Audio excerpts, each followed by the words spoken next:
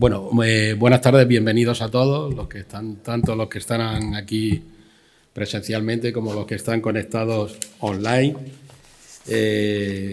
Bueno, pues bienvenidos a esta nueva conferencia del cuarto ciclo de conferencias de la Real Academia de Medicina de la Comunidad Valenciana y el Colegio Médico de Alicante. Hoy tenemos como conferenciante a la doctora Ana Gutiérrez Casbas. Ella es académica correspondiente de la Real Academia y es jefa de sección del Servicio de Gastroenterología del Hospital General Universitario Dr. Balmis de Alicante. Bueno, somos compañeros desde hace muchísimos años, desde el año 94 en que yo llegué al hospital, y ahí estaba también ella, pero los dos éramos residentes entonces. Y bueno, pues si nos vemos prácticamente, si no a diario, pero bueno, pues toda la semana alguna vez nos vemos. Y bueno, pues somos compañeros de hospital y bueno, para mí la verdad pues está muy bien y estoy muy contento de que esté aquí en el Colegio de Médicos y que nos ilustre hoy con este tema de avances terapéuticos en el manejo de la enfermedad inflamatoria intestinal crónica, que además yo creo que ha habido un cambio muy importante en pocos años, la verdad, ¿eh? Esto es un tema que a mí siempre me ha gustado, digamos como internista, pero que en pocos años me ha dejado fuera de juego, ¿no? Porque yo estoy en otras cosas, ¿no? Ha habido mucha innovación en pocos años, ¿no? Y bueno, sin más preámbulos, le cedo la palabra a la doctora Rosa Ballester, que ella hará una presentación de la ponente. Bien, buenas tardes. En nombre de la presidenta de la Real Academia de Medicina de la Comunidad Valenciana, a quien saludamos desde aquí, y por supuesto, bienvenidos a todas las personas que bien aquí presencialmente o en línea nos están siguiendo, ¿no? Bien, no es ninguna frase retórica comentar que es un placer para nosotros y para mí en particular, tal y como ha comentado el doctor Torrús, mi relación con Ana es distinta. Es decir, yo he sido profesora de una ya tiene unos cuantos años y bueno, pues es un placer estar aquí, ¿eh? Entonces, voy a comentar de forma sucinta lo que considero que es lo más interesante de su personalidad, de su trayectoria académica. La doctora Ana Gutiérrez es doctora, valga la redundancia, doctora en medicina por la Universidad Miguel Hernández en aquel momento, porque la ley en el 1997, que es cuando, digamos, se había creado ya la Universidad Miguel Hernández. Antes, como saben ustedes, la Facultad de Medicina estaba ubicada en la Universidad de Alicante, ¿no? Su tesis doctoral fue dirigida por una persona que hoy saldrá más de una vez, que es el amigo entrañable, maestro y persona queridísima y, en fin, que desafortunadamente no está con nosotros, el doctor Miguel Pérez Mateo. Entonces, el doctor Miguel Pérez Mateo y, si no me equivoco, el doctor Pascual Marco fueron los dos codirectores de la tesis de la doctora Gutiérrez, ¿no?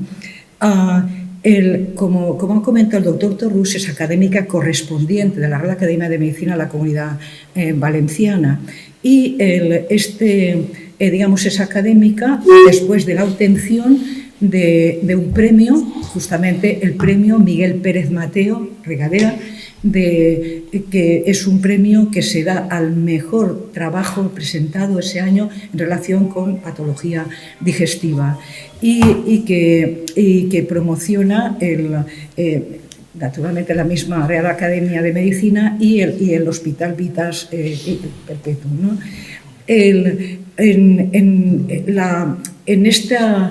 Digamos, este premio yo creo que es muy emblemático y además lo han obtenido personas de una gran valía, algunos de los cuales me está oyendo ahora mismo, pues el doctor Félix Luis Casajuana, ¿no? Yo creo que fue el primero que lo obtuvo. Pero luego, bueno, pues personas como Enrique Madaria, que también académico correspondiente, también estuvo dando una conferencia sobre páncreas, naturalmente, pero bueno, otras muchas personas, ¿no? Es decir, entonces, Pedro Zapater, Esther Caparrós, Paola Melgar, y no quiero que se me olvide nadie, ¿no? Es decir, yo creo que digamos, este premio ha tenido una relevancia especial. Como digo, es un premio específico y bueno, pues aquí tenemos un ejemplo de, no sé, digamos, de la valía de una de las personas que obtuvieron el premio. Como ha comentado el doctor Torrús, la doctora Gutiérrez es jefa de sección del Servicio de Aparato Digestivo del Hospital General Universitario Dr. Balmis de Alicante y responsable de la Unidad de Enfermedad Inflamatoria Intestinal. Bueno, pues en este momento yo creo que todavía es la presidenta, desde el año 2022, del Grupo Español de Trabajo en Enfermedad de Crónico-Colitis Ulcerosa, el GTECU, con las siglas, ¿no? Desde el punto de vista de su faceta investigadora, no voy a entrar en detalles, que tampoco es el momento de verlo ahí, pero cuando uno accede a las bases de datos, al Dialnet o a esos recursos, bueno, pues se encuentra con una cantidad bien interesante y bien en artículos, en revistas que están sancionadas por pares, que tienen mucho prestigio. Ella es parte del comité científico, claro, del área de investigación del GTECU, miembro del comité de estudios de Eneida, que es un proyecto, un registro muy interesante, que tiene pues, desde una base de datos a un biobanco, y es una especie de estudio nacional, ella lo puede aclarar después, sobre enfermedad intestinal inflamatoria, ¿no? Y bueno, en un sentido amplio y muy interesante. Participa en un montón de ensayos clínicos, de estudios, es investigadora también del ISA-Vial, y pertenece al Grupo 41 de Investigación en Inmunología Hepática e Intestinal. Digamos, su investigación en gran medida forma parte de lo que llamamos investigación translacional, mantiene contactos y colaboraciones con colegas y grupos de investigación nacionales e internacionales, y luego está implicado también en diversos proyectos docentes. Se hizo cargo del área de docencia digamos, en materia, digamos, dentro de la formación MIR, ¿no? en el hospital. Y luego forma parte en la Universidad Miguel Hernández, dentro del Departamento de Medicina Clínica, digamos, es una de las profesoras del máster en investigación en medicina clínica, ¿no?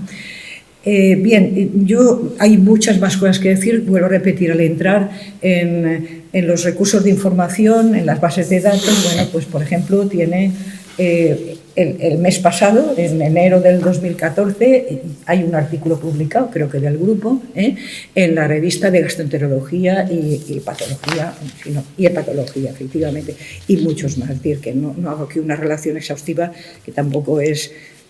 Como saben muchos de los que están aquí, digamos, bueno, tengo el perfil y puedo decirlo.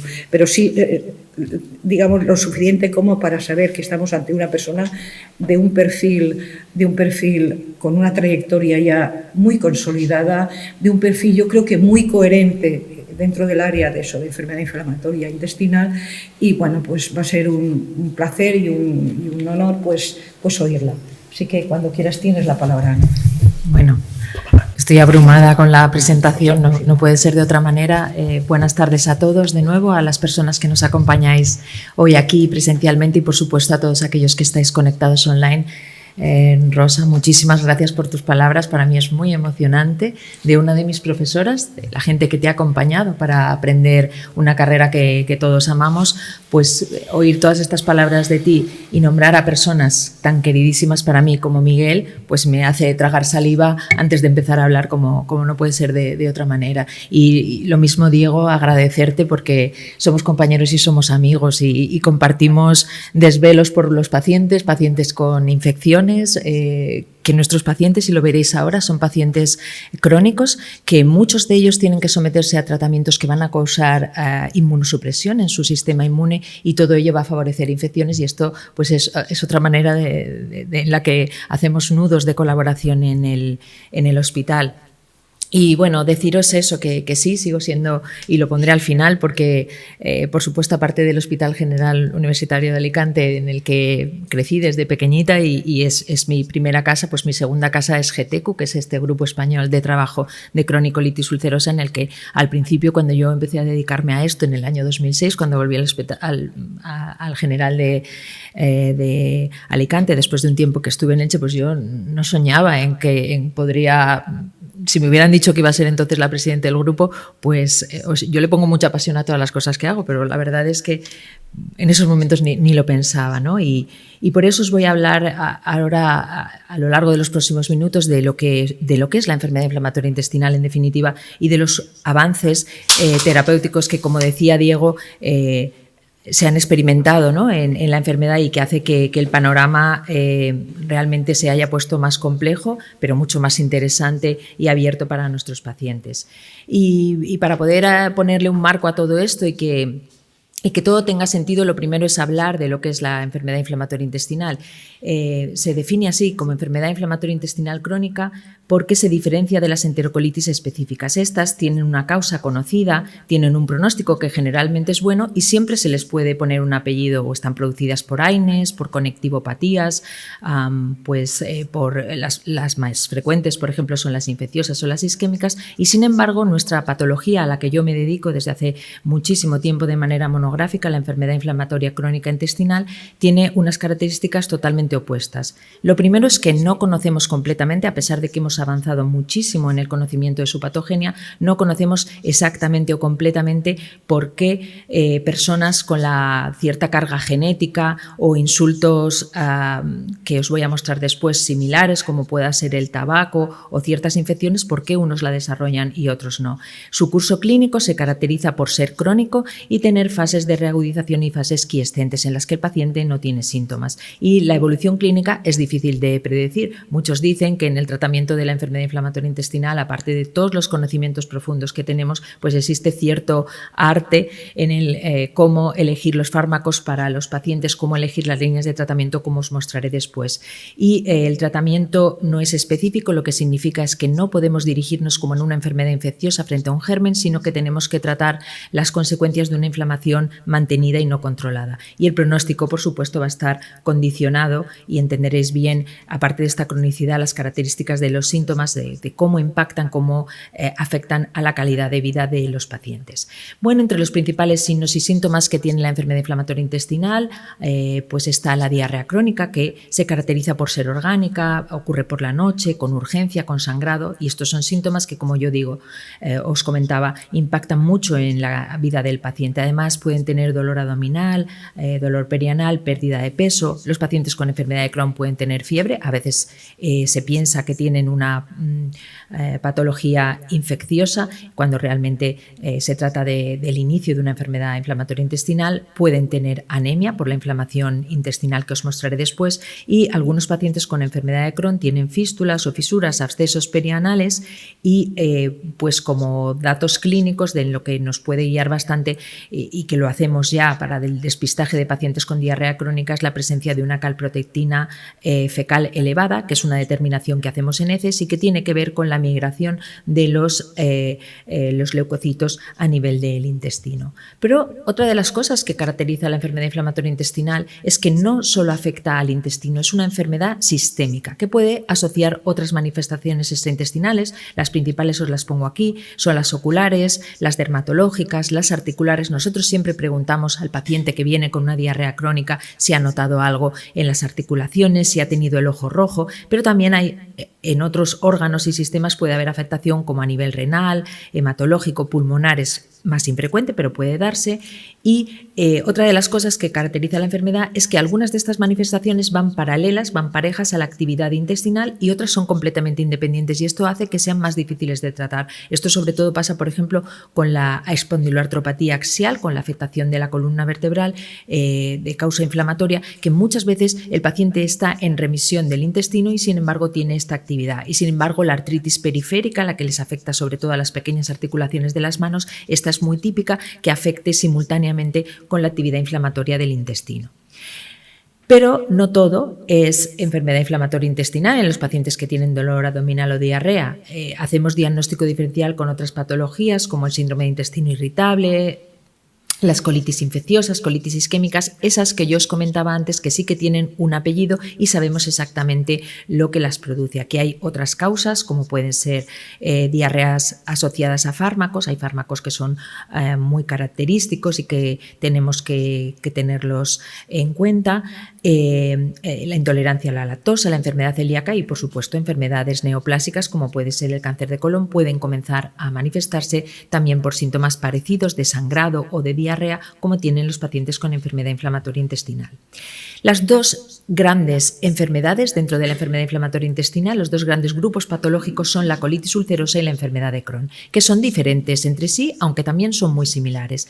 En el caso de la colitis ulcerosa se afecta solamente colon y recto, es decir, que a partir del intestino delgado no va a haber afectación. Esta es la diferencia y también es continua, es difusa y tiene afectación de la primera capa del intestino, que es la mucosa. Sin embargo, la enfermedad de Crohn, siempre se dice, ¿no? En la facultad esto es muy típico y los estudiantes es de las primeras cosas que se aprenden respecto a la enfermedad, que el Crohn puede afectar de la boca al ano en cualquier parte de la economía del tubo digestivo y que a diferencia de la colitis que tiene una afectación continua, esta es asimétrica, puede parchear, afectar una zona, otra no del intestino y otra de las cosas que la caracteriza y que es la causa de por qué los pacientes tienen fístulas o abscesos es que no solo afecta a la capa mucosa, sino que puede afectar transmuralmente todas las capas del intestino. Y otra de las cosas típicas es que algunos pacientes van a tener enfermedad perianal y esto también produce unos síntomas que realmente afectan o impactan mucho en la calidad de vida de los pacientes. Había un pequeño porcentaje de pacientes, que es un 10%, que tienen una colitis inclasificable y no nos podemos decantar a si lo que tienen es una enfermedad de Crohn o una colitis ulcerosa.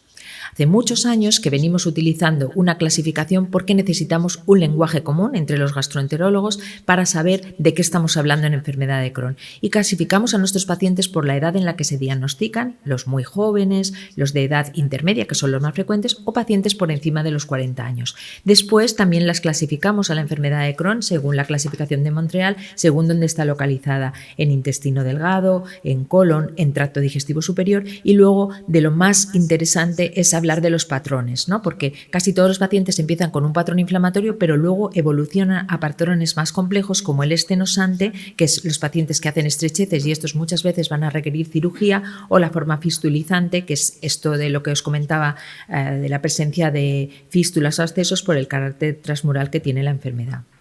La colitis ulcerosa, tenemos también la clasificación de Montreal que nos permite catalogarla en proctitis, colitis izquierda o extensa, que es aquella que va más allá del ángulo esplénico del colon y todo esto tiene pronóstico importante porque las colitis más extensas son las que más riesgo van a tener de que los pacientes desarrollen una neoplasia porque el riesgo, aunque es menos importante de lo que habíamos pensado hace muchos años, sí que se sabe que tienen un riesgo 2 veces incrementado con respecto a aquellas personas que no padecen colitis ulcerosa.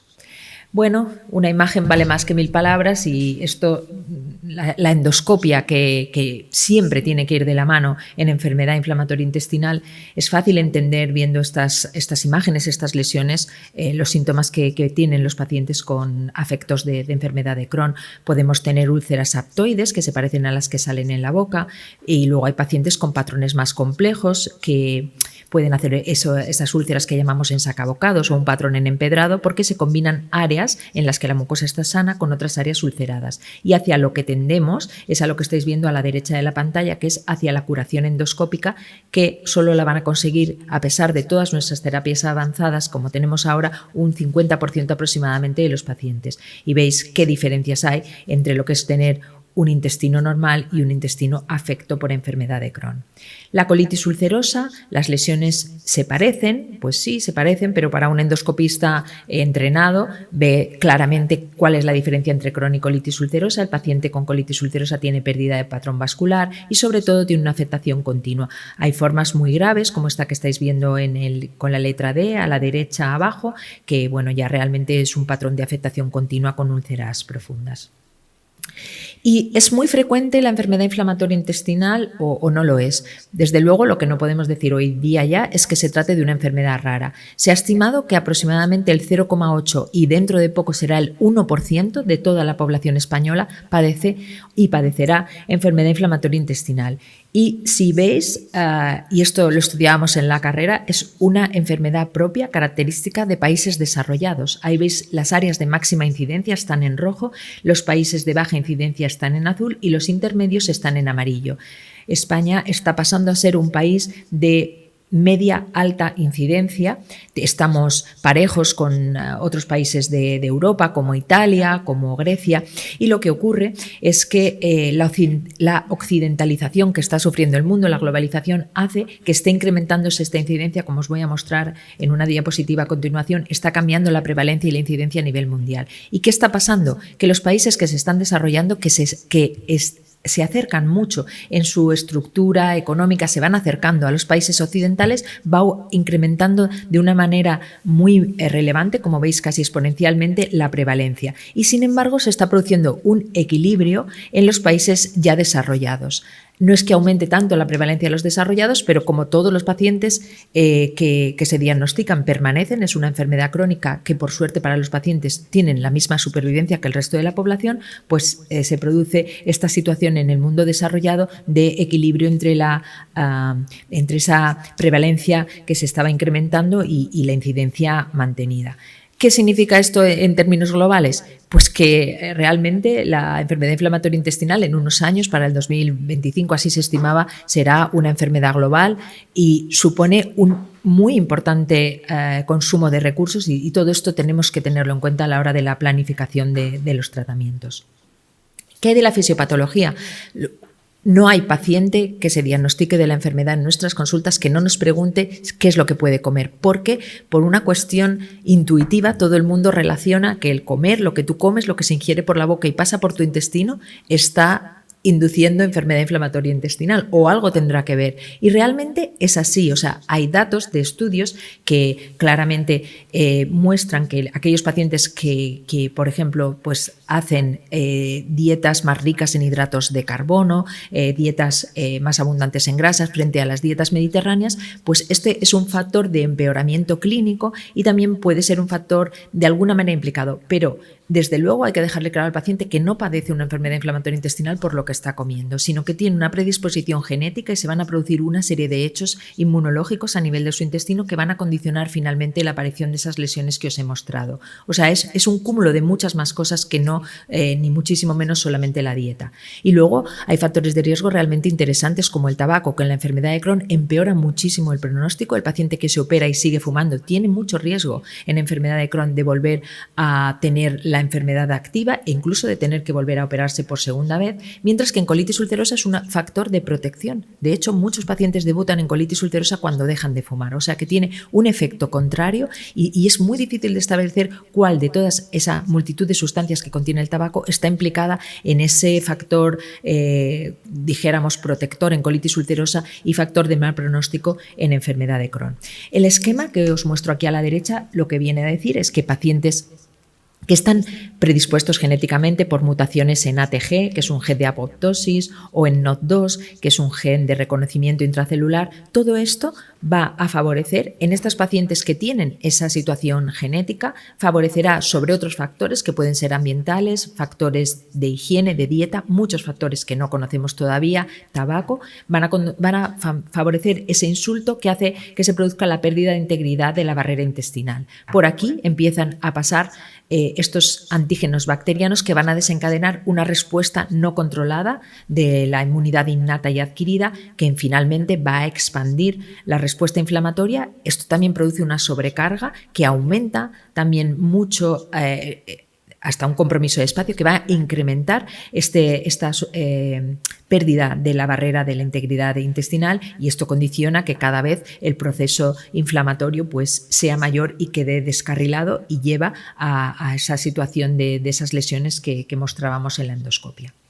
Si volvemos a la historia natural de estas patologías, porque esto es también otra de las cosas que primero, lógicamente, te va a preguntar a un paciente que le dejas caer la losa encima en el momento del diagnóstico de que su enfermedad es crónica, te va a preguntar qué va a pasar con él, si va a tener siempre brotes, si va a estar bien, qué cosas van a pasar.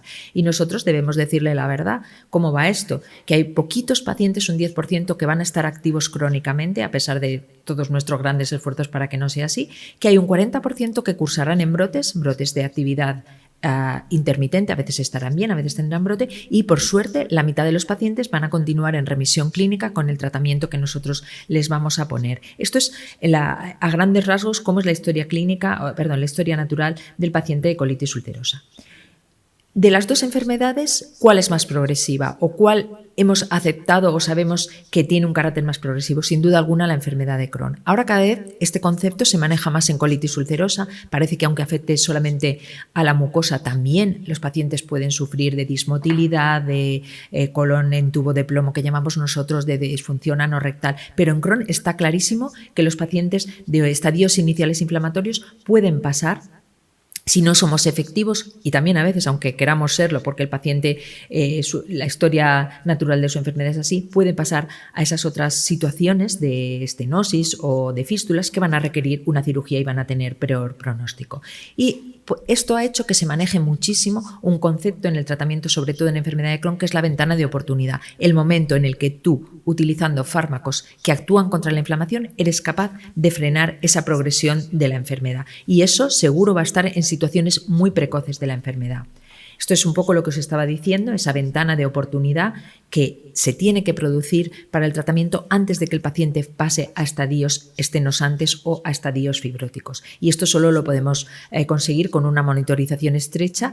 Y ya digo, hay pacientes que ya debutan directamente con estos estadios ya más evolucionados, en los que será prácticamente imposible que con los fármacos consigamos revertir la evolución de la enfermedad. Esta otra diapositiva lo que trata es de mostrar las herramientas que tenemos o cómo se construye el puzzle del tratamiento en la enfermedad inflamatoria intestinal, ¿no? ¿Qué es lo que hacemos? Por una parte, buscamos unas características en nuestros tratamientos en cuanto a la eficacia, y es que claramente buscamos la rapidez en pacientes que tienen síntomas como los que os he comentado. Buscamos la durabilidad, es una enfermedad crónica, no nos sirve solo que el fármaco sea efectivo, tiene que durar en el tiempo. Buscamos también, según las características del tratamiento, nuestros fármacos que actúan sobre el sistema inmune. Como os voy a mostrar después, algunos van a tener el problema de generar inmunogenicidad, y aunque el paciente respondía inicialmente, va a perder respuesta. Y por eso utilizamos terapias combinadas con fármacos inmunosupresores y biológicos, tratando de que el inmunosupresor frene el desarrollo de anticuerpos del fármaco biológico. Pero esto es una parte de la balanza, y en la otra parte de la balanza está la seguridad, que comentaba yo antes, ¿no? A veces ponemos a nuestros compañeros de infecciosas en situaciones que tienen que también salir a la palestra para ayudarnos, porque por mucho que queramos evitar estos efectos adversos, pues estos tratamientos que son eficaces, y no hablemos también de los corticoides, que después entraremos no solo hay que hablar de, por supuesto, de las terapias más avanzadas. El corticoide sigue siendo un fármaco utilísimo en los momentos agudos, para periodos cortos, por supuesto, en esto entraré después, pero lo que quiero decir es que la seguridad es otro factor que siempre miramos en la elección de los fármacos que hacemos, porque se ha visto que ciertos fármacos que usamos en enfermedad inflamatoria intestinal pueden asociarse a infecciones. Algunos hacen que el paciente pudiera estar a mayor riesgo de trastornos linfoproliferativos. Este riesgo ya viene de per se, viene con la enfermedad de Crohn, pero algunos fármacos podrían, por esa disminución de la vigilancia inmune, también hacer que el paciente tuviera un poco más de riesgo que el paciente con enfermedad inflamatoria que no recibe ciertos tratamientos de los que hablaremos. Y hay determinados factores, como puede ser la edad, que también favorecen la aparición de estas infecciones. Entonces, en la balanza ponemos la seguridad, ponemos la eficacia, y también nosotros nos guiamos mucho de ciertas características. O sea, estamos muy lejos de hacer medicina personalizada, lamentablemente. Ya nos gustaría, como los oncólogos, tener ciertos parámetros biomarcadores que nos ayudaran, y nosotros de lo que nos tenemos que ayudar es de la edad del paciente, de sus características, de las comorbilidades que tiene, y por supuesto ¿por qué no?, de sus preferencias, si desea administrarse un tratamiento por vía oral, por vía subcutánea, por vía intravenosa. Y también vais a ver, y así un poco voy a decir cómo hacemos nosotros, cómo se hace en enfermedad inflamatoria intestinal para elegir el mejor tratamiento para cada paciente, tener en cuenta las características de la enfermedad, su extensión, si estamos en un estadio más precoz, en un estadio más avanzado, o tiene el paciente, por ejemplo, manifestaciones fuera del intestino, como os comentaba al principio. Pero además, en enfermedad inflamatoria, pues cada vez, porque lo decía Diego y es cierto, hemos observado en los últimos 5 años una expansión impresionante del armamentario terapéutico, pues nosotros somos cada vez más ambiciosos en nuestros objetivos. Nosotros al principio mirábamos solo que el paciente estuviera bien clínicamente. Esto se llama remisión clínica o respuesta clínica, pero ahora también queremos que mejore endoscópicamente, porque esto se ha visto que hace que el paciente tenga menos complicaciones a largo plazo. Y antes, pues por ejemplo, se miraba que el paciente no tuviera a lo mejor necesidad de cirugía, hospitalización, pero ahora vamos mucho más allá con nuestros objetivos, intentando también disminuir otras complicaciones que pudieran aparecer a largo plazo, como pudiera ser también la displasia o la aparición de neoplasias.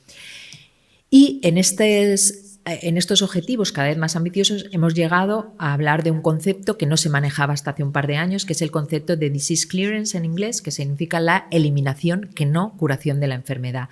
Esto se maneja sobre todo en colitis ulcerosa y es el paciente que está en remisión sintomática, ya no tiene síntomas, en remisión endoscópica e incluso histológica. Cuando cogemos biopsias en la endoscopia tampoco tiene inflamación, y eso es el concepto de disease clearance. Lo que pasa es que es un concepto que lamentablemente no va a ser aplicable para todos los pacientes. Si nos centramos un poco en los fármacos que hemos usado clásicamente para el tratamiento de la enfermedad inflamatoria intestinal, como yo os decía antes, nuestros grandes aliados que cambiaron la vida de pacientes, y en los años 50, en un estudio paradigmático en enfermedad inflamatoria intestinal que fue liderado por Trulov-Witz, este estudio mostró que los corticoides salvaban la vida del paciente con el brote grave de colitis ulcerosa. Es un fármaco fantástico, pero solo se puede utilizar o solo se debe utilizar en inducción, nunca en mantenimiento, por los graves efectos adversos de los que hablaré después, con los que está agravado el uso de los corticoides. Luego tenemos fármacos que utilizamos solamente por vía oral, que son los salicilatos, fármacos magníficos para las colitis leves, moderadas, que solo recibiendo este tipo de fármacos de acción inflamatoria a nivel local van a encontrarse bien. Y luego vienen los inmunomoduladores, que están cayendo ahora mismo ya un poco en cierto desuso, como pueden ser las tiopurinas o el metotrexate, porque tienen efectos adversos y porque ahora estamos ante fármacos que son más potentes clínicamente para inducir la remisión de la enfermedad y que además tienen perfiles de seguridad más favorables. Y mirar un poco por dónde van los tiros, ¿no? Que decía pues antes Diego, pues seguro que cuando empezábamos a consultarles los pacientes hace unos años y ahora te parece increíble cómo podías manejar a todos los pacientes de cronicolitis con 2 anti-TNFs, infliximab y adalimumab, y así fuimos capaces de mantenernos durante un montón de años. Y mirar ahora el armamentario terapéutico que tenemos delante: anti-TNFs, antiintegrinas, inhibidores de ciertas citocinas como los inhibidores IL-12-23. Ahora ya estamos con la segunda generación, que son los que inhiben solamente IL-23, y ya tenemos pequeñas moléculas que son los inhibidores JAKs. Tenemos tofacitinib, upadacitinib, filgotinib, 3 tipos diferentes, y tenemos moduladores del receptor 1 de la esfingosina como el ozanimod, y dentro de muy poco, el año que viene, vamos a tener otro nuevo que se llama etrasimod. O sea, imaginaros de cuando estábamos ahí en el hospital, Julián y Diego, yo, Félix, que teníamos eso hace unos años, solamente esos 2 anti-TNFs, a el armamentario terapéutico del que disponemos actualmente. Y esto es muy bueno para los pacientes, es muy bueno para nosotros, pero también hace que las decisiones cada vez sean más complejas, sobre todo en qué momento utilizamos qué fármaco. Esto es una línea temporal de la evolución histórica de los tratamientos. Como yo os decía, en el año 98, aquí se produjo la gran revolución del tratamiento de la enfermedad inflamatoria intestinal con la aparición, el advenimiento del primer fármaco biológico, que fue infliximab. Es un fármaco que actúa contra el TNF-alfa, molécula que se sabe que está implicada en la inflamación inflamación y que es abundante en los tejidos del paciente con enfermedad de Crohn y colitis ulcerosa, en las heces de los pacientes con colitis ulcerosa, y que el bloqueo de este pues favorece que se controle la inflamación. Bueno, esos 4 primeros son fármacos anti-TNF, infliximab, adalimumab, certolizumab y golimumab, y ya luego vino la primera antiintegrina, que es el vedolizumab, y el primer anti-1223, que es ustekinumab. El primer JAK aprobado fue tofacitinib, y lo que veis en esta gráfica lo que quiere decir es que en los últimos años, 2021, hemos tenido aprobación por vías diferentes de fármacos que ya teníamos, por vía subcutánea, algunos que solo existían por vía intravenosa, con lo cual el paciente puede liberarse de venir al hospital si esta manera le parece más adecuada que el tratamiento intravenoso. Y esto ha pasado, como os voy a mostrar después, para vedolizumab e infliximab. Bueno, pues, ¿qué hacemos nosotros? Las guías te dicen, como yo pongo el ejemplo, ¿no? Igual no le gusta mucho a los compañeros hepatólogos, que la hepatitis se trata con un ABC, con unos algoritmos que son bastante más sencillos de seguir que el paciente con enfermedad inflamatoria intestinal, porque como carecemos de auténticos biomarcadores que nos digan este paciente va a responder a este tratamiento, muchas veces empezamos una terapia y a veces no le va bien al paciente en primera línea y tenemos que cambiar, y otras veces sí que te respondió bien pero pierde respuesta. Si comenzamos en enfermedad de Crohn, es cierto que hay pacientes con formas ileales que podrían no tratarse o tratarse solamente con un ciclo inicial de corticoides y ver después qué sucede. Y para pacientes con un riesgo moderado o riesgo alto, pues ya tendríamos que plantear una combinación, por ejemplo, de fármacos anti-TNF con o sin monoterapia, y discutiremos si esta combinación del anti-TNF, por ejemplo, con la azatioprina, va a condicionar más riesgos en el paciente de infecciones, que así es. Y por eso, bueno, pues ahora han surgido otros fármacos como son, por ejemplo, ustekinumab o vedolizumab, que como son menos inmunogénicos, no generan anticuerpos, son unas opciones muy atractivas para utilizar sin la adición de los inmunomoduladores. Estos son otros algoritmos propuestos en primera línea ya para pacientes de alto riesgo de que las cosas vayan mal. Aquí hay que utilizar anti-TNF combinado con tiopurina o con metotrexato, o, como os decía, si las circunstancias del paciente no son muy favorables para la utilización de una combinación, pues nosotros usamos ustekinumab. Pero ahora estos algoritmos que vienen de publicaciones de hace un par de años deberán ser revisitados, porque también disponemos de inhibidores JAK que se dan por vía oral, que son muy potentes y muy rápidos, y ya tienen también buenos resultados en enfermedad de Crohn. Otra cosa será que nos dejen utilizarlos por el precio que tienen, porque claro, todo esto también viene condicionado por el hecho de que tenemos muchos fármacos biosimilares ahora de los anti-TNFs que han adquirido precios pues que están en 3 veces menos de los que costaban cuando salieron inicialmente. Bueno, si tenemos al paciente, ya os decía que nosotros personalizamos también el tratamiento con las características del paciente. Si el paciente tiene muchas comorbilidades o tiene edad avanzada o tiene antecedentes de una neoplasia, ahí nos vamos a terapias mucho más seguras como son los antiintegrinas o el ustekinumab en monoterapia. ¿Y qué nos dicen los algoritmos de tratamiento en colitis ulcerosa? Pues decía, os lo comentaba antes, que tenemos los salicilatos que se dan en forma de comprimidos, se dan por vía oral para pacientes que tienen formas leves o moderadas y que según que el paciente tenga proctitis, es decir, solo el recto afectado, proctosimoiditis o enfermedad extensa, nosotros también podemos utilizar estos salicilatos por vía rectal, por vía tópica. Y bueno, sabemos que según la extensión que tenga utilizaremos diferentes galénicas que van a alcanzar tramos más proximales del intestino. Hay ciertas características que tenemos que tener en cuenta en colitis ulcerosa. Siempre le decimos al paciente que tome toda la dosis que le recetamos una sola vez al día. Se han demostrado perfectamente por ensayos clínicos que esto es igual de efectivo hacer una sola dosis que 2-3 dosis al día, y se incrementa mucho la adherencia de los pacientes. ¿Y qué tenemos para pacientes con colitis ulcerosa? ¿Qué nos dicen las guías o cómo nos manejamos con los algoritmos de tratamiento para pacientes con formas más graves? Pues bueno, aquí realmente sí que ocupa una posición privilegiada, sobre todo para el paciente hospitalizado, los fármacos anti-TNF o la ciclosporina. La ciclosporina solo la usamos en una situación como de inducción para decidir otro tratamiento para después para el paciente, porque no se ha demostrado eficaz a largo plazo en pacientes con colitis ulcerosa, pero también tenemos muchos datos a favor de estos otros fármacos que os pongo aquí, de vedolizumab, de ustekinumab o de tofacitinib para pacientes ya con formas más graves de colitis ulcerosa. Pero no todo es bueno en los tratamientos, en esos tratamientos tan eficaces que modulan la inmunidad, que producen inmunosupresión en nuestros pacientes. Precisamente este control de la inmunidad de los pacientes para que mejore su sintomatología va asociada con ciertos efectos adversos que para cada fármaco son distintos. En el caso de los corticoides hay algunos muy comunes que todos conocéis, como pueden ser las cataratas, la diabetes, el insomnio, hipertensión, glaucoma, cambios del estado de ánimo, por supuesto favorecen las infecciones, y luego tenemos algunos raros pero que son realmente graves y tienen consecuencias, como por ejemplo puede ser la necrosis avascular de cadera. Nunca perder de vista cuando el paciente comienza a quejarse de un dolor en la ingle, ojo si ha estado con corticoides durante un tiempo, a veces pasa al muy poco tiempo de iniciar el tratamiento porque puede haber desarrollado una necrosis avascular de cadera. Los salicilatos tienen un perfil de seguridad muy bueno, pero para algunos pacientes produce dolor de cabeza. Alguna vez hemos visto algún empeoramiento paradójico de la colitis con aumento de la diarrea, y luego hay algunos que ciertamente son muy poco frecuentes, como la pancreatitis o la nefritis intersticial. Los inmunomoduladores, el miedo fundamental que podemos tener con la azatioprina es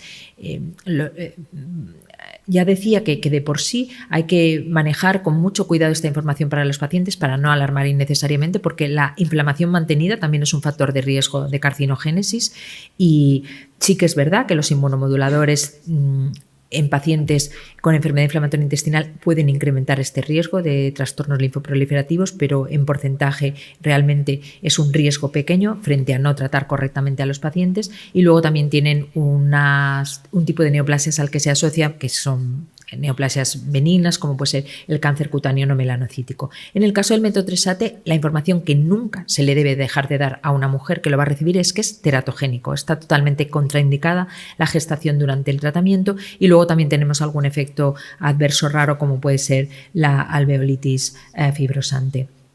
Y los anti-TNF, no se los damos a los pacientes que tienen enfermedades desmielinizantes o que tienen fallo cardíaco grave, insuficiencia cardíaca grave, y los evitamos en los pacientes con antecedentes de melanomas, de lupus-like o también linfomas.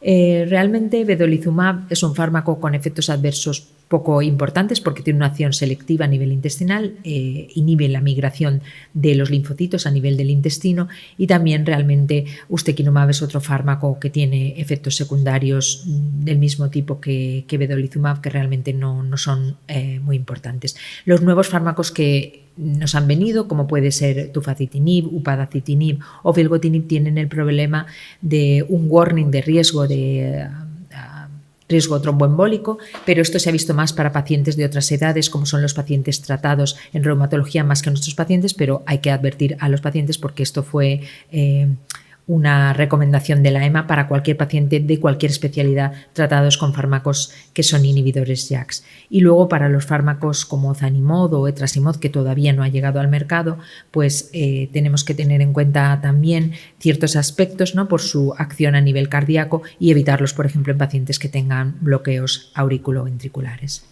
Nada, yo os decía antes que este es como un esquema general de cómo hacemos el tratamiento en enfermedad inflamatoria intestinal, y pues a continuación deciros algún aspecto, alguna pincelada de estos nuevos tratamientos de los que disponemos ahora. Por ejemplo, ahora ya, como os comentaba, el infliximab, que es el clásico, ya no existe solo por vía subcutánea, ya lo tenemos por vía intravenosa, lo tenemos por vía subcutánea, y los ensayos clínicos que se han hecho demuestran que la eficacia de los dos fármacos por ambas vías es exactamente igual, e incluso hemos visto una cosa que es interesante con el fármaco subcutáneo, y es que genera menos anticuerpo, y bueno, pues esto está creando una tendencia a la utilización del fármaco por vía subcutánea sin la combinación del fármaco inmunosupresor, lo cual es bastante interesante porque disminuyen algunos de esos efectos adversos de los que comentábamos previamente. También tenemos el antiintegrina, el que os decía que inhibe la migración de los linfocitos a nivel intestinal, no solo por vía intravenosa. Se ha probado con 2 estudios en colitis ulcerosa y en enfermedad de Crohn, su eficacia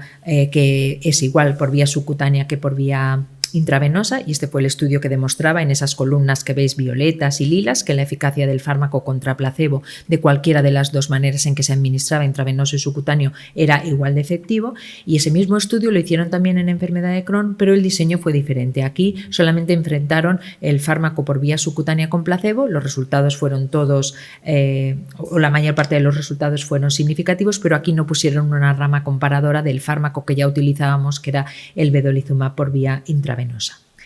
Esto es una imagen para que veáis que este arco iris, o sea, es un canto a la esperanza, ¿no?, del pipeline que manejamos ahora en enfermedad inflamatoria intestinal, y está resumido a la derecha: antiinterleuquinas, JAK inhibitors, antiintegrinas, SP1 modulators, terapia combinada, que es utilización de fármacos, de varios fármacos biológicos a la vez. Esto es hacia lo que vamos también en enfermedad inflamatoria intestinal, y también terapia bacteriana. Decir que los estudios con antibióticos han sido negativos, pero que sí que tenemos un pequeño grupo de pacientes que se pueden beneficiar, por ejemplo, también de trasplante fecal si han sufrido colitis pseudomembranosa.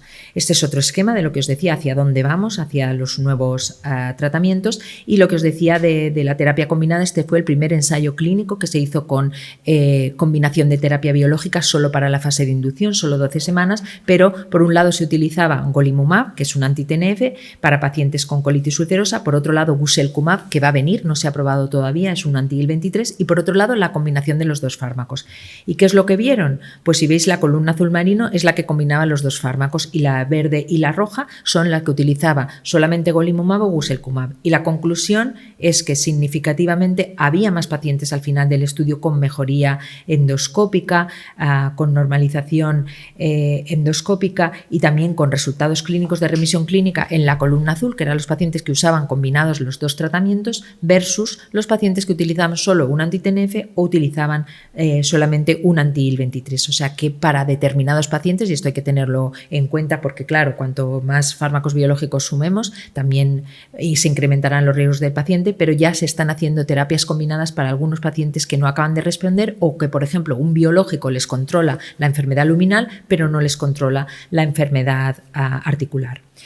Y ya un poco, pues, por cómo posicionarlo, porque ahora me diréis, bueno, qué fantástico, ¿cuántos fármacos tenéis ahora? ¿Cómo ha cambiado esto? ¿Cuántas esperanzas para los pacientes? Realmente es así, pero para poder comparar los fármacos entre sí, una cosa que no había en enfermedad inflamatoria hasta hace pocos años eran estudios head to head, porque a la industria no le interesaba mucho tampoco comparar los fármacos y poder salir mal parados, no se sabía muy bien qué iba a pasar. Y este fue el primer estudio head to head que se publicó en enfermedad inflamatoria en colitis ulcerosa, y comparaba vedolizumab con adalimumab. Los resultados fueron favorables para el fármaco vedolizumab, es para los dos endpoints principales que consideraron, sobre todo para la remisión clínica. Sin embargo, en el uso de corticoides, remisión clínica con uso de corticoides, ahí no se encontraron diferencias. Pero bueno, fue una manera de posicionar a vedolizumab por delante de adalimumab en colitis ulcerosa. También os digo que era algo que todos sabíamos que iba a pasar antes del ensayo, porque ese no era el anti-TNF más efectivo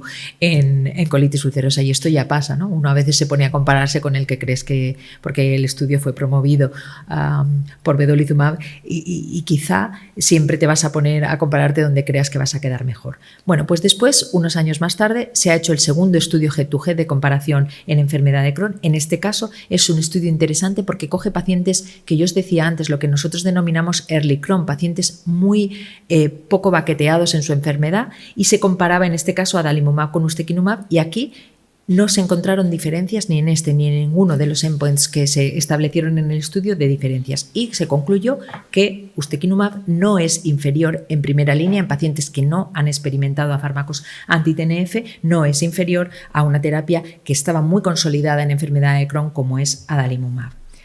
Otra manera de posicionarlo, que puede tener todas las críticas que queramos, los metaanálisis en red, que meten todos los datos de un montón de estudios que comparan diferentes fármacos entre sí y al final pues hacen una graduación de la eficacia y de la seguridad de los distintos tratamientos.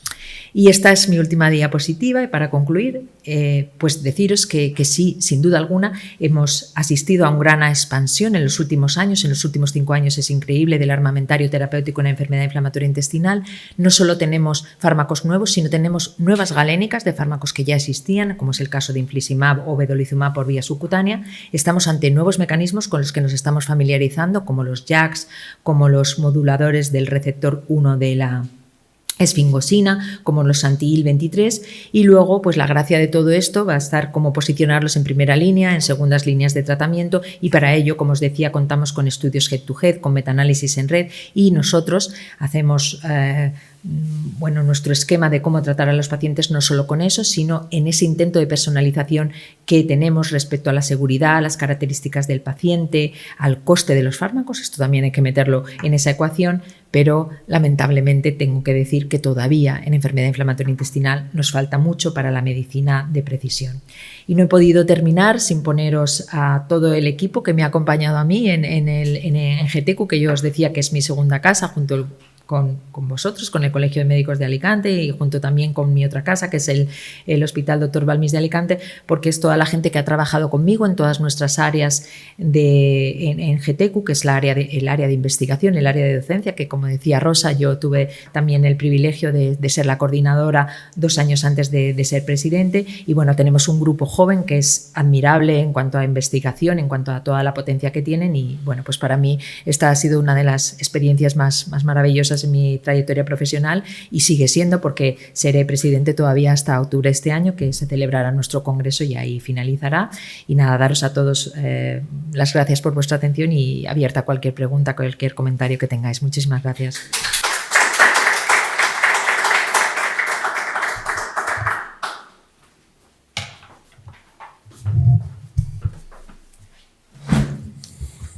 Bueno, muchas gracias, Ana, muy interesante la conferencia.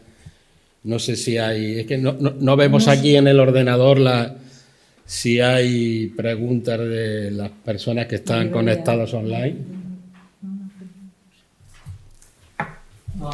No hay de momento. Bueno, pues alguno de los presentes tiene alguna pregunta, algún comentario. Bueno, pues entonces para romper el hielo pues empiezo yo.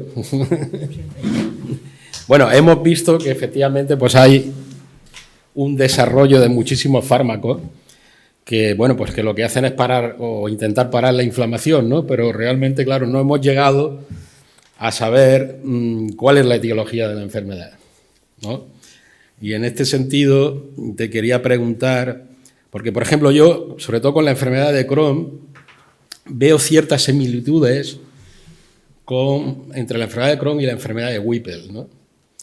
Y la enfermedad de Whipple durante muchos años pues no se sabía qué era, finalmente se sabe que es una enfermedad infecciosa y que se trata con antibióticos. Y entonces te quería preguntar si en este sentido, que me imagino que sí, claro, habrá habido investigaciones de buscar una etiología infecciosa o algún microorganismo que actúe como de gatillo, de trigger, para que empiece este desbalance, ¿no? de la inmunidad, ¿no? Y también te quería comentar en este sentido por la distribución de la prevalencia a nivel mundial, que es una enfermedad que está más en el mundo desarrollado que, por ejemplo, en los trópicos o en países de bajo índice de desarrollo. Por ejemplo, se sabe que las helmintiasis intestinales, los países donde hay muchas helmintiasis intestinales y que normalmente la gente suele tener más o menos eosinofilia, están protegidos frente a las enfermedades alérgicas. El hecho de, por ejemplo, de que haya muchas enfermedades alérgicas en el mundo desarrollado puede tener que ver con que no tengamos lombrices, ¿no? Para hablar así claro, ¿no? Y también quería preguntarte también si también se habrán hecho muchos estudios sobre la relación de si el perfil de microbioma que tenga cada paciente puede tener relación con el desarrollo, ¿no?, de enfermedad inflamatoria intestinal. Pues súper interesantes, y son 3 preguntas que trataré de acordarme de las 3 y si no tú me recuerdas. La primera, por supuesto que sí. Ha habido muchos estudios intentando encontrar si había si era realmente una enfermedad infecciosa, ¿no? Sobre todo en enfermedad de Crohn. Sabes que se parece mucho al Mycobacterium paratuberculosis, a esa enfermedad, ¿no? de cierto ganado y demás. Y de hecho hubo muchos estudios que eran estudios que se publicaron en revistas de altísimo impacto, encontrando PCRs de ciertas micobacterias a nivel del tejido intestinal. Pero realmente no se ha podido llegar a determinar, ojalá que fuera así, porque eso significaría que se podría curar, que realmente haya un germen o una combinación de gérmenes que es lo que está produciendo la enfermedad. No, no es así. Y con respecto a lo que decías también de la helmintiasis, hubo hace unos años un estudio que fue revolucionario, ¿no? Porque trataban de darle a los pacientes trichuros a ver si mejoraba la enfermedad inflamatoria intestinal, y también el resultado quedó ahí, fue negativo el estudio, pero durante una época son esas cosas que son como que se ponen muy de moda en un momento, o todo el mundo conoce el estudio, todo el mundo habla, y también no es cierto lo que dices, y hay en las gráficas que son muy interesantes de ver cómo las enfermedades infecciosas y las enfermedades alérgicas llevan un curso absolutamente, cuando unas bajan las otras suben. Cuando se produce el desarrollo de los países hay hitos que marcan el incremento de ciertas enfermedades, como es la aparición del refrigerador. Todas estas cosas están ahí en la historia de la enfermedad inflamatoria intestinal, y obviamente es una enfermedad que viene con el desarrollo, con la occidentalización de la dieta, y se ve claramente cómo los pacientes emigrantes de un país hacia otro acaban adquiriendo, las segundas generaciones, un riesgo que se acerca mucho al de la población que estaba y difiere mucho del sitio donde venían. Nosotros hicimos un estudio de pacientes inmigrantes de enfermedad inflamatoria intestinal y vimos que si emigraban también más pequeñitos, eso lo habíamos visto en otros estudios y lo quisimos ver en la población inmigrante que desarrolla enfermedad inflamatoria intestinal en el país, si emigraban por debajo de los 15 años, la enfermedad, o respecto a si emigraban por encima de los 15, la enfermedad aparecía antes en los pacientes porque tenían más exposición probablemente a los factores ambientales. La otra cosa que también, la tercera cosa que comentabas es el tema de la microbiota, que también está absolutamente de moda en todas las enfermedades, y cómo no, claro que sí, tienen un perfil diferente, no solo de la microbiota de la luz, sino de la microbiota asociada al lumen, la del lumen y la que está asociada al epitelio, son distintas, y hay ciertas bacterias que son como con efectos negativos proinflamatorios y otras que tienen un perfil, por decirlo de alguna manera, un perfil positivo, pero todas las manipulaciones que se han tratado de hacer con probióticos, con prebióticos y con antibióticos, los resultados siguen siendo negativos. O sea, no forma parte solamente del armamentario terapéutico en determinados aspectos muy concretos, como puede ser la reservoritis, que se sabe claramente cuando al paciente se le quita el colon y se le construye un reservorio con el intestino delgado. Ahí está habiendo una disbiosis y esto está implicado en la aparición de la reservoritis. Ahí son efectivos, en los episodios agudos, son efectivos los antibióticos. Y después en la enfermedad perianal también hay, pero siempre asociados a un fármaco anti-TNF cuando es una enfermedad perianal grave, pero hay estudios que comparan solo el anti-TNF o anti-TNF más antibióticos y es más efectiva la combinación de los dos. Y de hecho los usamos, pero aparte, y tú sabes mucho más de eso que yo, los antibióticos también ejercen una acción antiinflamatoria, no solamente una acción antimicrobiana. Bien, ahora seguimos pidiendo, pero bueno, por parte de la presidenta nos dice: enhorabuena, Ana, excelente conferencia. En fin, el saludo en nombre de la Real Academia de Medicina, muchas gracias. Y bueno, eso. Pues muchísimas gracias, claro que sí. Nada, es fantástico. Y nada, para mí es un orgullo pertenecer, por supuesto, a la Academia. Doctor Lluís. Unas preguntas breves. Un segundo, sí.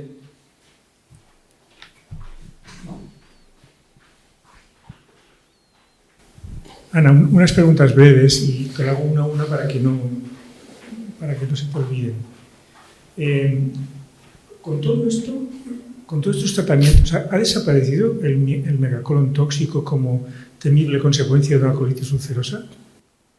La verdad es que vemos, o sea, recuerdo, sí, sigue habiendo, pero pues te aparece uno cada 2-3 años. esto que veíamos en esos brotes graves, es que ahora sí que es verdad que primero que teníamos los ensayos comparativos de infliximab con ciclosporina y daban una tasa de efectividad de que el paciente no se tuviera que operar en ese momento y que la respuesta fuera efectiva a los tratamientos casi del 80%, y esto está fenomenal en una situación tan grave como la que presenta el paciente. En esas circunstancias del brote grave de colitis ulcerosa del hospitalizado. Es el brote grave corticorrefractario, que es una situación que a todos te lo hace pasar, el primero, por supuesto, pobre paciente, la familia, pero que nosotros realmente sufrimos muchísimo, y ahí tenemos al cirujano a pie de cama todos los días, que es como se debe hacer y como te lo ponen todas las guías, es la vigilancia armada de verle al paciente todos los días, de tener placa de abdomen todos los días, de tocar esa barriga todos los días, de estar atento a los parámetros, y hay que tener en cuenta que el paciente va forrado a corticoides porque la primera línea de tratamiento en el brote grave son los corticoides, y es que esto puede hacer que muchos de esos síntomas de perforación, etcétera, te pasen algo desapercibidos. Entonces siempre es fundamental la exploración y la placa de tórax diaria, de abdomen diaria. Y lo que dices, o sea, con dato de, ahora mismo no recuerdo un estudio que haga una comparación entre tasa de megacolon tóxico asociada, ¿no?, o como complicación ahora, y que si te pones igual seguro que lo encuentres, pero ahora así reciente que yo recuerde no hay datos de esto comparado con series históricas como hacemos, por ejemplo, sí que se sabe que la tasa de cirugía en enfermedad de Crohn ha disminuido, la tasa de hospitalización ha disminuido, pero del megacolon no podría decirte, es la impresión subjetiva, ¿no?, de ver pocos, por suerte. Llama la atención, por lo menos a mí me llama la atención, que tenéis un armamentario de medicamentos indistintamente para una o para otras, que se parecen mucho a las dos. Pero no es exactamente igual, porque yo ya era largo la exposición y ya es extenso para gente que no es tu ámbito exactamente, pero no es cierto, muchos de los tratamientos son comunes, pero hay ciertos fármacos que no, por ejemplo, tofacitinib es solo, o golimumab son solo para colitis ulcerosa, no funcionan en enfermedad de Crohn, y esto es muy curioso porque hay fármacos que comparten el mismo mecanismo de acción y no funcionan, son de la misma familia, y por ejemplo filgotinib y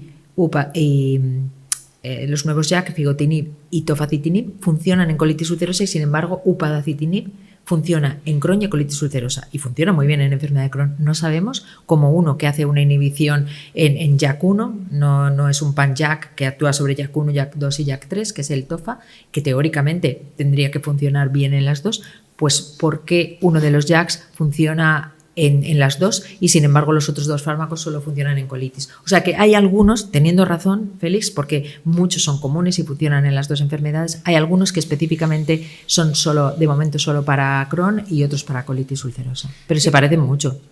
Y hablando de fármacos, estimativamente en los últimos 10 años, a pesar de que hay algunos genéricos, pero el precio, ¿por dónde está?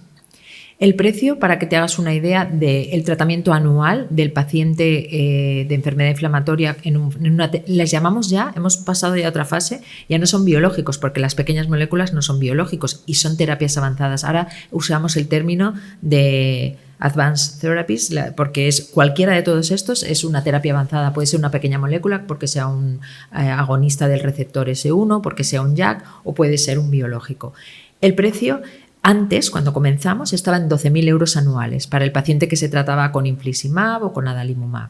Y ahora, con el biosimilar, esto ha quedado en 3.000 euros, 2.000, 3.000. Es que viene a ser igual que algunos de los fármacos prácticamente, o sea, los costes para algunos fármacos orales son muy parecidos. Viene esto para biosimilares, es lo más económico, sale aproximadamente en 3.000 euros anuales, y otras de las terapias nuevas que se están introduciendo están entre 6.000, 9.000, alguno un poco más. Pero cuando comenzó todo eran 12.000 euros anuales. Hablando de fármacos, ¿hay alguna iniciativa o necesidad o alguna recomendación, o lo hacéis, el medir dos cosas? Uno, niveles de los fármacos, incluso de los biológicos, niveles en inducción, en mantenimiento, en cesación, y niveles de anticuerpos también. ¿Todo esto se mide? ¿Hay algunas recomendaciones en todo esto? Sí. Donde se ha visto la farmacocinética, que se llama así, ¿no?, que viene del inglés, el TDM, que es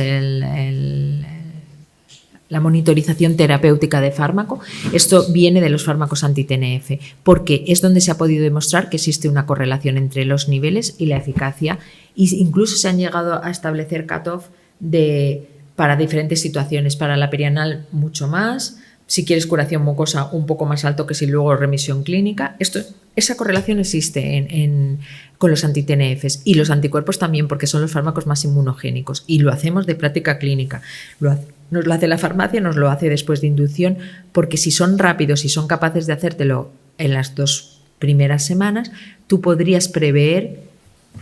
Te hacen una modelización con las proteínas que tiene el paciente, con su peso corporal, te hacen una modelización de en qué niveles va a estar en X mes, y eso se ha correlacionado con el mantenimiento del tratamiento, con que sea más efectivo, con que no aparezcan anticuerpos. Sin embargo, a partir de los anti-TNFs cada vez ha tenido menos valor para los diferentes fármacos. Por ejemplo, con USTE no lo usamos, con vedolizumab no lo usamos prácticamente. Se hace pues para investigación, pero con fines de práctica clínica muy poca gente los utiliza. Bueno, USTE quizá un poco más, pero vedo, hay muchos estudios negativos que tú coges luego a los pacientes, los que miras los niveles, ves los que están en remisión y los que no están en remisión y no tienes diferencias ni en inducción ni en mantenimiento. Aunque se ha establecido cutoffs, porque sí que parece que hay relación entre los cuartiles de concentración de los fármacos y ciertas. Pero bueno, a la hora de la práctica clínica está muchísimo más debatido. Donde se usan es en los anti-TNF.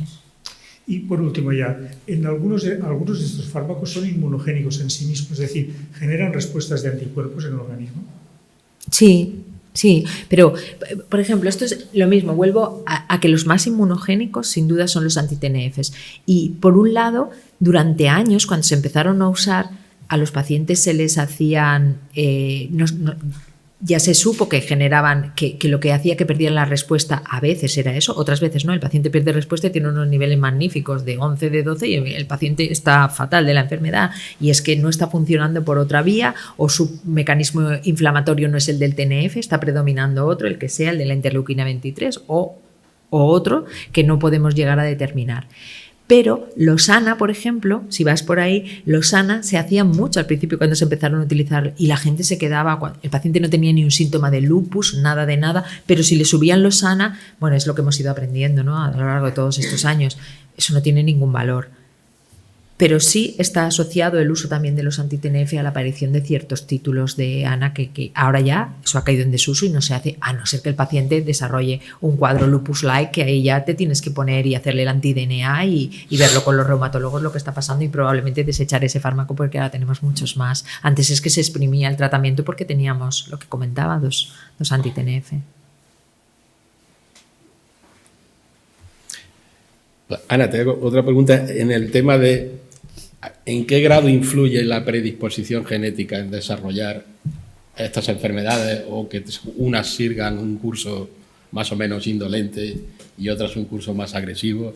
Y si hay determinados antígenos HLA asociados. Lo que más se sabe de genética, bueno, hay muchos estudios de estos de GWAS que han seriado un montón de genes que están relacionados y encima muchos se comparten con psoriasis. Esto es interesante y también algunos con esclerosis múltiple, pero sobre todo con psoriasis. ¿Ahora mismo lo hacemos para ver si el paciente va a tener peor pronóstico? No se hace en la práctica clínica. No se usa ningún marcador genético. El que más se puede acercar a esto es el HLA, el de QA10105, porque hay un estudio que se publicó hace un par de años que se maneja muchísimo y es una cohorte inglesa, se unieron de muchos centros en las islas, en United Kingdom, y no solo de Inglaterra, había pacientes, la serie era muy amplia, había casi 2.000 pacientes y les hacen a todos el HLA y ven que los que tienen este haplotipo, lo que pasaba con esos pacientes es que tenían mucho más riesgo de desarrollo de anticuerpos con los anti-TNF y comparan, ¿no?, la presencia de tenerlo o no tenerlo con que el paciente lleve solo el fármaco me refiero al biológico, el anti-TNF, solo el anti-TNF con el inmunosupresor, y la conclusión era, si tienes eso, si lo puedes determinar genéticamente y lo tiene el paciente, ojo, si le vas a dar solo el biológico, el anti-TNF en monoterapia, porque tiene mucho riesgo de que te desarrolle anticuerpo, dáselo si puedes utilizarlo en comboterapia. Y si se lo quieres dar en monoterapia para que tenga menos riesgo de infecciones o lo que sea, estate vigilándole los niveles porque es un paciente que está expuesto a más riesgo. Eso es lo que más se acerca, así como, bueno, hay, no solo en eso, también hay uso de marcadores genéticos, sobre todo también con la zatioprina, pero es que como te decía, la zatioprina ha caído en una situación pues por perfil de seguridad y porque en monoterapia ya tiene escenarios muy acotados. Pues es que hay muchas charlas que son ¿qué papel ha quedado para el uso de los inmunosupresores en monoterapia? Porque cada vez va siendo más reducido porque tenemos fármacos potentes que tienen mejor perfil de seguridad y entonces como que ni la comboterapia apetece mucho con el inmunosupresor si puedes usar otras cosas, pero y porque también en monoterapia lo usamos, por ejemplo, casi ya en pacientes con colitis ulcerosa corticodependiente, que ese es un buen escenario para usarlo. Pero ves, ahí también sí que hay ciertos marcadores genéticos, por ejemplo, de riesgo de toxicidad a la zatioprina que en algunos centros sí que se usan. Muy bien. Pues... Aquí tenemos felicitaciones todo el tiempo. Muchísimas gracias. No hay preguntas. Yo encantada. Nada, pues muchísimas gracias, Ana.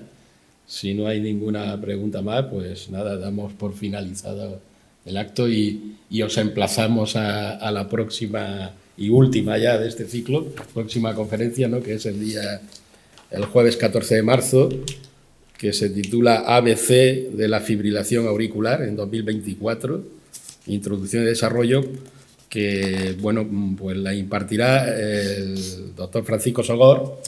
Pero bueno, él ha considerado que darle también participación a su equipo y entonces va a ser una conferencia no solo de una persona, sino pues de un grupo de personas pues que han trabajado en equipo durante mucho tiempo, ¿no? De todos ellos, creo, pues del Hospital General de Alicante, ¿no? Sí. Muy bien. Pues nada. Bueno, pues muchísimas gracias una vez más. Ha sido un lujazo tenerte aquí con nosotros y bien, pues como hemos comentado, no era una frase retórica decir, bueno, pues que ha sido, digamos, que eres una persona de una trayectoria científica y profesional fantástica. Me gusta mucho, he leído en el grupo vuestro en el GTQ el papel de los pacientes también, ¿no?, que le dais mucha relevancia. Es decir, claro, el paciente es un experto en experiencias y en este caso de patologías me da la impresión de que su, digamos, de que forma parte de... Totalmente, el grupo se llama ACU y la relación que tenemos es súper estrecha y tenemos un Día Mundial de la Enfermedad Inflamatoria que es el 19 de mayo y vamos de la mano con ellos tienen todo el protagonismo en ese día y nosotros todas las iniciativas que se hacen siempre vamos detrás y no puede ser de otra manera, están en todos los focus group de cualquier cosa, cualquier actividad que tenemos y tenemos un área específica de todas esas fotos que yo ponía ahí que es el área social que está para la relación con otros grupos dentro de la especialidad y sobre todo también para la comunicación con los pacientes. Bueno, pues muchísimas gracias a todos los presentes y los que se han conectado. Y bien, como ha comentado el doctor Torrús, hasta el próximo día, hasta la próxima conferencia. Muchísimas gracias.